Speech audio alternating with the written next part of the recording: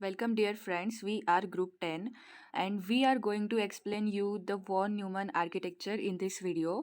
So let's start. First of all, historically there have been two types of computers, that is fixed program computers and stored program computers. So what are these types? So fixed program computers their function is very specific and they couldn't be reprogrammed. That is, early computers followed fixed program concept where it is programmed to do only one thing at a time, and its example is calculator. And then stored program computers can be programmed to carry out many different tasks, applications which are stored on them, hence the name. So basically, when computers were only fixed program machines, reprogramming was difficult. So it has rewired new designs. It was similar to rebuilding a machine. It was similar like rebuilding a machine.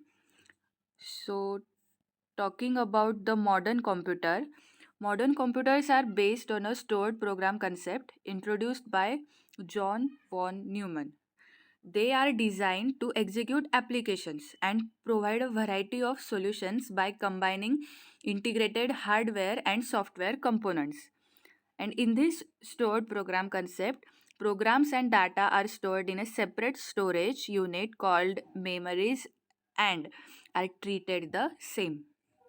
And the first modern computer was Atomos of Berry computer, that is ABC. It was the first modern computer designed.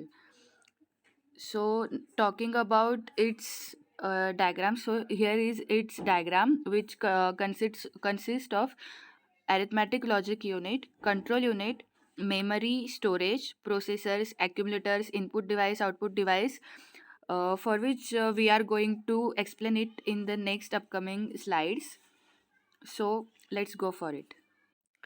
So the next part comes as the modern computer is also known as the ISA computer, that is industry standard architecture computer, and it is having the three basic units as the central processing unit CPU, the main memory unit, and the input output devices with which we all are familiar. And then next part comes, that is the bus design architecture diagram. Here the buses are given. So basically, what is bus? Bus is just a communication pathway connecting two or more devices, and each bus contains number of separate lines, and each group of lines are designed with some functions like data, address, and control.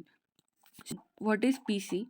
PC is a program counter which contains address of next instruction pair to be fetched from memory. And then IR is instruction register.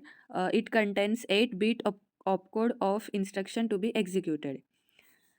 Then the MAR is memory address register, which specifies address of memory in particular word. And then MDR is memory data register, which stores the data to be transferred. So the next part, that is accumulator, it holds the temporarily operands and results of ALU operation.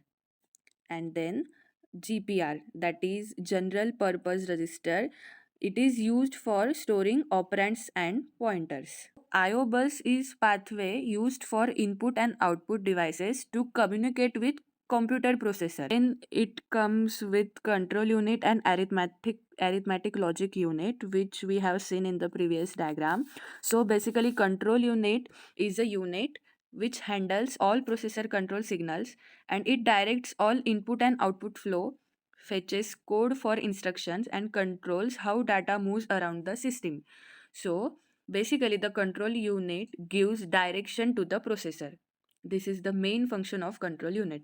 And arithmetic logic unit is that part of CPU that handles all the calculations the CPU may need. That is, the arithmetic logic unit is a combinational digital circuit which prefers arithmetic as well as bitwise operations.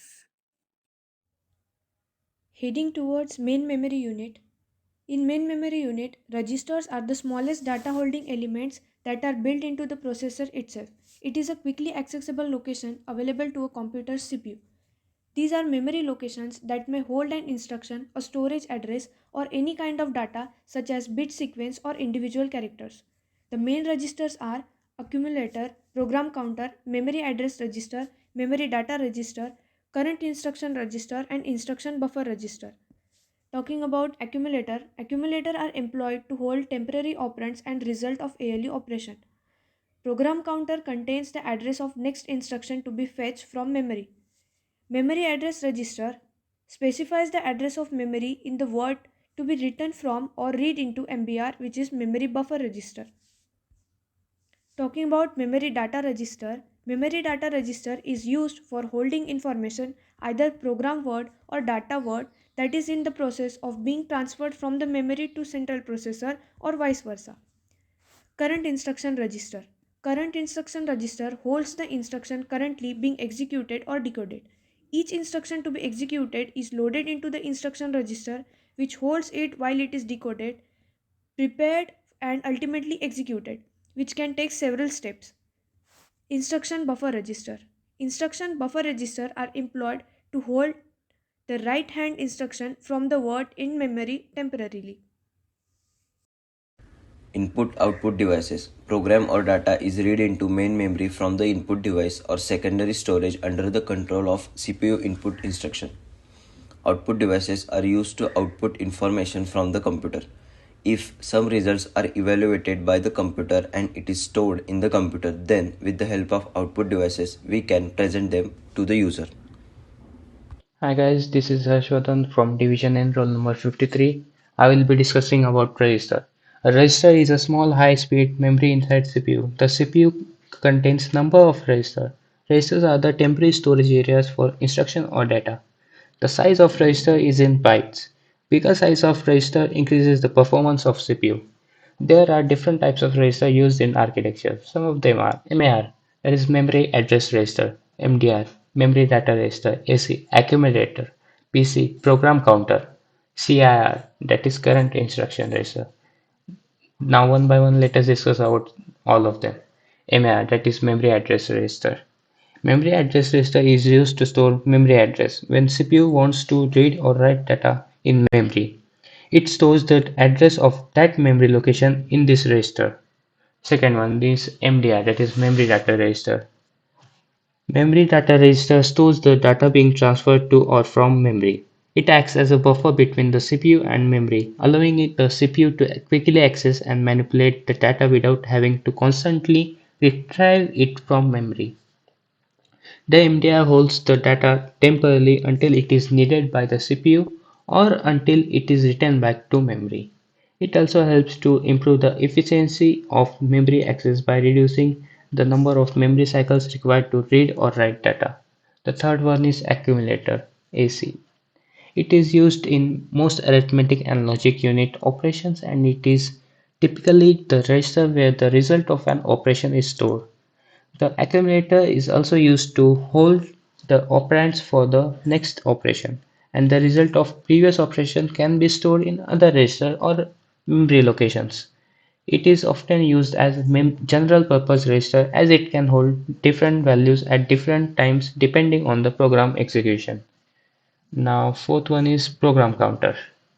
Program counter is used to store the address of the next instruction to be fetched for execution. When the instruction is fetched, the value of PC is incremented. It now refers to the next instruction. The last one is CIR, current instruction register, or you can call it IR, instruction register.